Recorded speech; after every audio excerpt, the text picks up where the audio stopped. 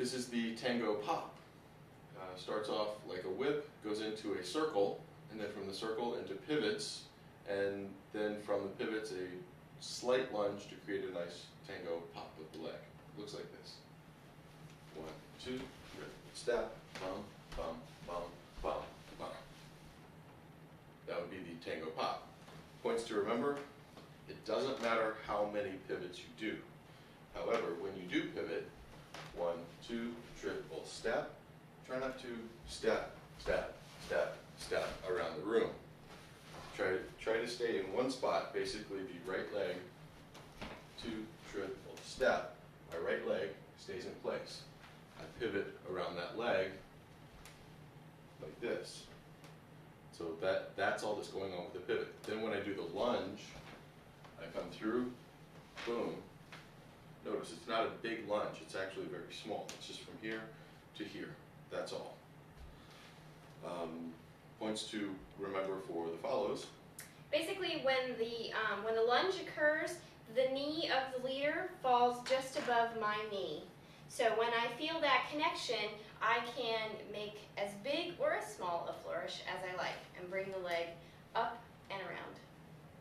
So big or as small as you like. If you're dancing on a crowded floor, make it small, more like this. 1, 2, 3, and 4.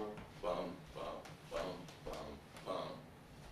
You still get the feeling of the effect without kicking anyone in the kidneys. That would be the tango pop. This is the dropout for the follows. The dropout is a hijack. There's nothing the lead can do to lead this, and quite often he's rather surprised by it. If you're surprised, that's okay. Please try to keep going through with the whip. So as we start here, just doing the whip, 1, 2, 3, and 4. You're doing whip number 84 because you've gotten bored. Whoa, there we go. Okay. Kind of wakes you up, takes you out of the whip frenzy you've whipped yourself into. Things to remember for the follow. Basically, there's a little bit of a stutter step as he's leading you in on the 83rd whip. We're going to take a little bit of a hop. 1, 2, and jump. So 1, 2, ba-dum. So, and jump, or however she did it, because I can't follow that. 1, 2, and jump. And then from here, leaders, don't freak out, and then 5, 6, 7, and 8. Finish the whip. Points to remember for the leader, get yourself out of these endless loops before the follow needs to. Looks cool, but usually the reason something like this comes about is because you've done so many whips that you're both dizzy by now. When she does drop into it, don't freak out, just keep doing the whip. That would be the dropout. This one is called the wrap drop or cross drop. Either name is fine. Starts off, shake hands. It's kind of a peekaboo move. With the audience to this side, she ends up going behind me, and then for the big reveal, back and front. Looks like this. 1, 2, 3, and 4, 5, 6, boom, and up. Points to remember for the leaders. I find it easier to have a rock back on this one from her. So lead her for a rock back, which doesn't mean push her, it means release tension and allow her to go back. And this will give you a nicer rotation as she comes around here. As she gets to here, this hand right up in the armpit, then this hand, the left hand, is going to come up under as you step out to bring her down. And then from here, you come straight back up. So I started here with a step down, and then I come back up. Adds a little bit to the illusion of the move. Points to remember for the follow. For the follow, it basically feels like a wrap. As the leader brings you around, you want to hang on to the hand that you're cross-handed connected with. So I keep a hold of the hand.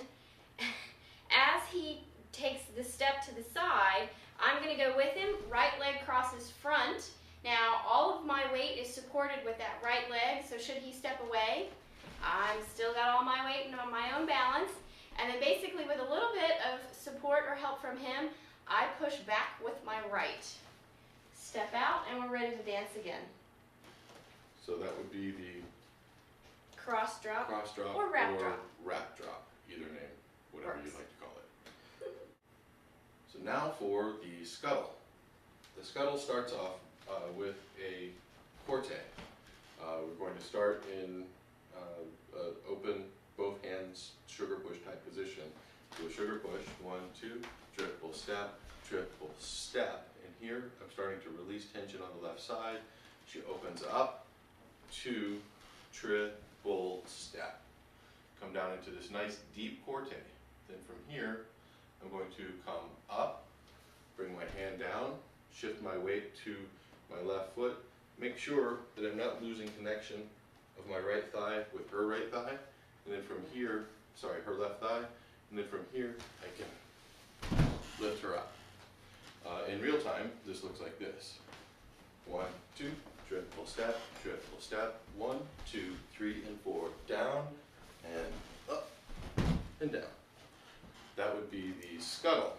Things to remember, very, very important. This connection, here to here, must remain. If you don't, it's called the Charlie horse, because you end up with a knee going smack right into her thigh. Bad. Yeah, bad. Not polite on the dance floor.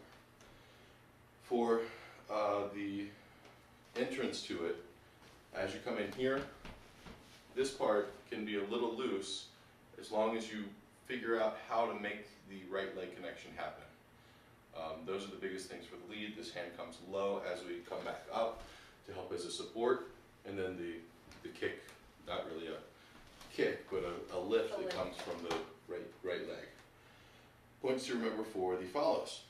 Try to stay connected to the leader. For the leaders, make sure that you've got all of her weight shifted so that she's coming completely forward on that corte and making connection with your thigh. Follows, you can make this as big or as small as you want. Same thing on a social floor. Don't make it big if you're dancing in a crowd. As soon as you feel the lift, you can make a little scissor kick with your legs, which will give you more height, and basically step away from your leader. The scissor adds to the illusion of height. It helps create more of an illusion of height than just a little leg up. If you get that scissor, it looks like you're in the air longer, but you still come down at the same time. That would be the scuttle. This is the California shoulder roll. 1, 2, 3, 4, 5, 6, 7, 8. The way this one works is it starts off very much like a reverse whip. As she comes in, we get kind of the chicken wing of death going on. So the elbow comes up and through, around to here, we get a boing. So never mind what this hand is doing. This is kind of the magician's redirection thing going on. So 1, 2, 3, and boing. The hand coming out for the snap is just an extra little flourish to help make the move look bigger. The boing is how she comes back.